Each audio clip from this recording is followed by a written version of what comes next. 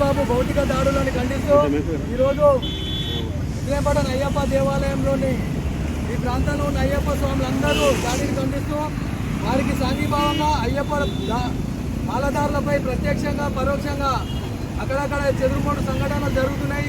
వీటిని ఖండిస్తూ భౌతిక దాడులను ఆపాలని, ఇవి సమాజము హర్షించదగినటువంటి కావని, మీడియా మిత్రుల పైన ఇలాంటి దాడులని ఉపేక్షించమని, అదేవిధంగా అయ్యప్ప మాలదారంలో ఎక్కడైనా పాఠశాలలో అక్కడక్కడ పాఠశాలలో కూడా ఇలాంటి సంఘటనలు జరుగుతున్నాయి.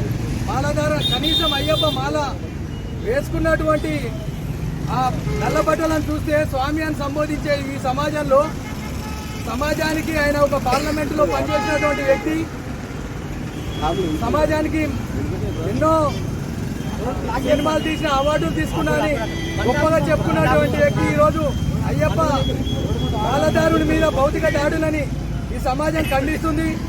వారిని ఉపేక్షించము. మోహన్ బాబుని శిక్షించే వరకు అయ్యప్ప స్వాములు ఎవ్వరు కూడా ఈ నినాదాన్ని వారికి సాంఘీభావం ఉండాలి. మిత్రుడు రంజిత్ పైనటువంటి జరిగిన దాడి ఏదైతుందో దాన్ని ఖండించాలి. వారు ఈరోజు ఆపరేషన్ జరిగేటువంటి పరిస్థితుల్లో అంత క్రూరంగా వాళ్ళు ఈరోజు మిత్రుడిని దండించడం జరిగింది. దీన్ని అయ్యప్ప స్వాములందరూ ముక్తకంఠంతో ఖండించాలి. స్వామి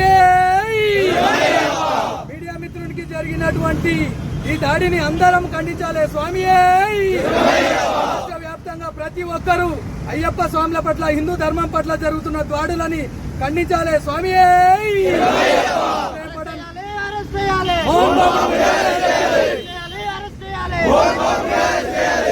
మోహన్ బాబు